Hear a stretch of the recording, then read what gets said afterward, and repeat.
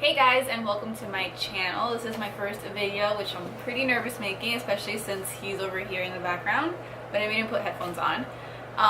This is basically going to be my labor and delivery story with Mr. Abel.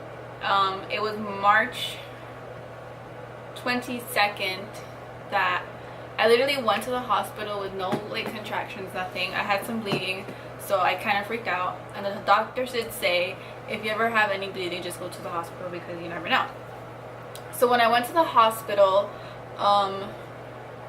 they checked me. I was 3.5 centimeters dilated already, which was crazy because the week before I had gone to the doctor and I was not even dilated 1 centimeter.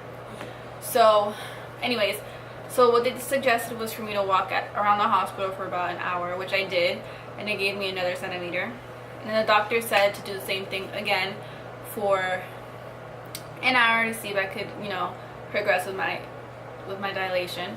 And then when they checked me again, I was 4 centimeters dilated. I think 4.5, almost 5. And that's when they admitted me into the hospital because I was in the, I don't know what's that called, monitoring area.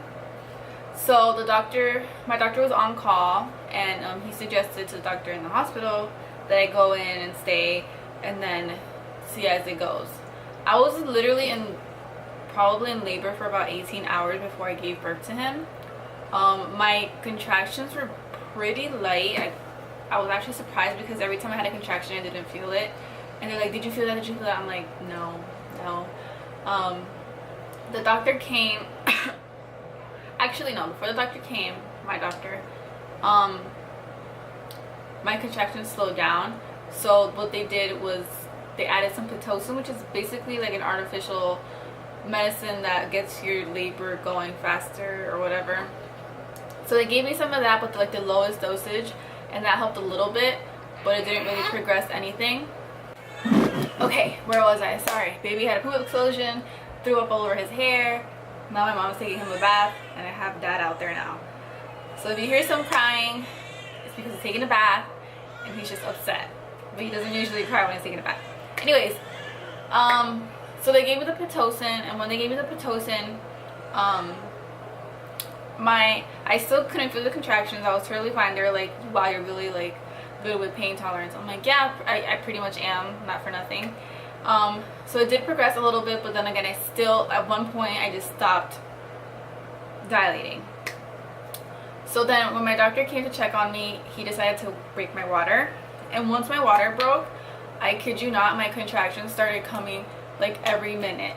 And they were so painful. I was crying, I was cursing off Johnny, which I felt so bad. I was just in so much pain. I was literally so determined to go so far without getting an epidural, because I'm like, I could do this, but honey, contractions hurt like crazy, and they're literally your cramps but on steroids, something you can't explain.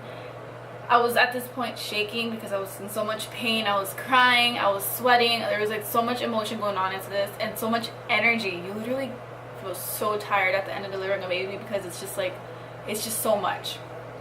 So at this point I'm like, all right, I'm ready for the epidural.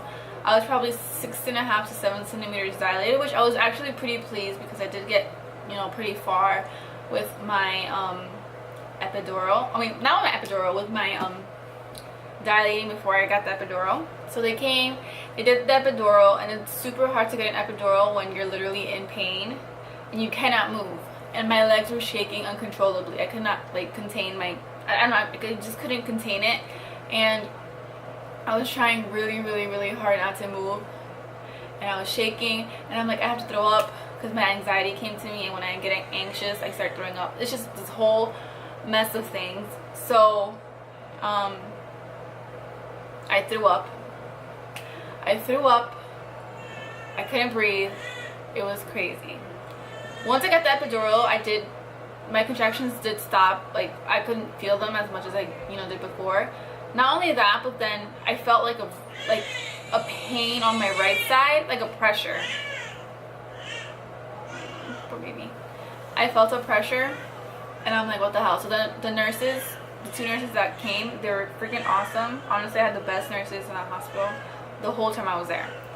They came and they started making me push just to get the head, you know, down. I did have vaginal, so getting the head down, like pretty much out, but they're not allowed to, you know, pretty much deliver a baby. My doctor had to be there for that. So and his office was right across the street from the hospital. So they called him, they told him to come. I was pushing and pushing and pushing, and the baby's head literally was coming out and coming in. It was not like, I don't know how to explain it, but he was literally debating whether he wanted to come or not. So I was 6 to 7 centimeters dilated, and I got to 10 within the next 10 minutes after my water broke. So I was pushing for about 30 minutes to an hour before literally giving birth to him. I was pushing and pushing. I was tired. I was telling my mom, oh my God, that's it. I can't do this. I'm done. I had oxygen. I had to throw up. I was going through like a mess of things, and I'm like, oh my God, at this point, I don't think I could have another baby ever again, because it was madness. Madness, I tell you.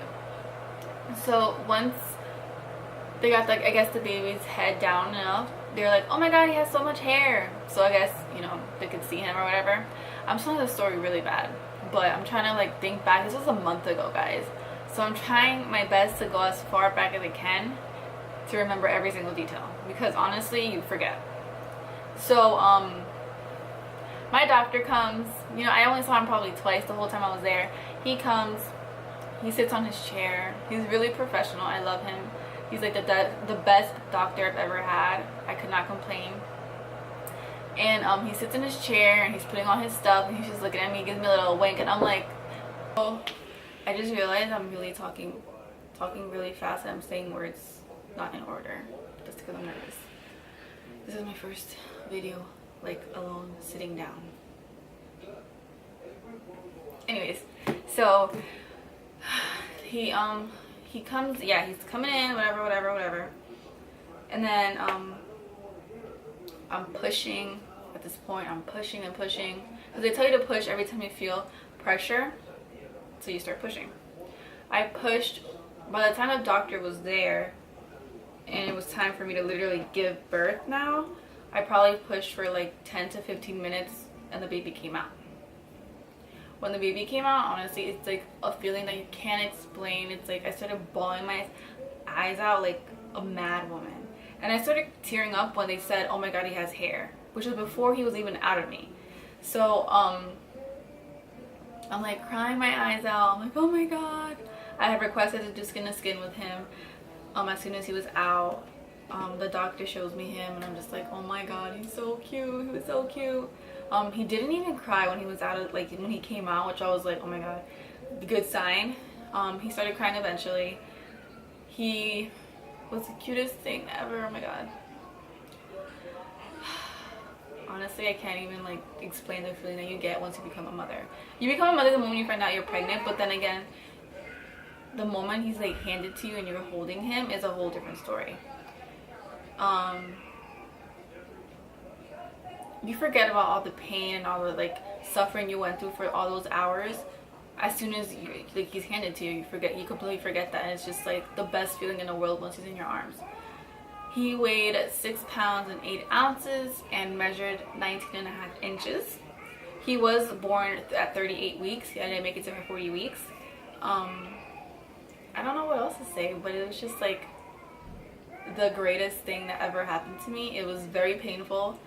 I said I would never ever do it again, and at this moment I'm okay with just having him for a few years and then maybe having another one. But the feeling you get when you become a mother is amazing. It's unconditional. It's something that I wouldn't trade for the world. I don't know, guys. That's pretty much it for the story. I don't know. I feel like I rambled it really fast, and I probably don't make sense in some things, but that's pretty much a quick, overview of the whole thing. I do plan on doing a 1 month baby update probably tomorrow, since he is already 1 month old, and we'll see from there. Bye guys, thank you for watching.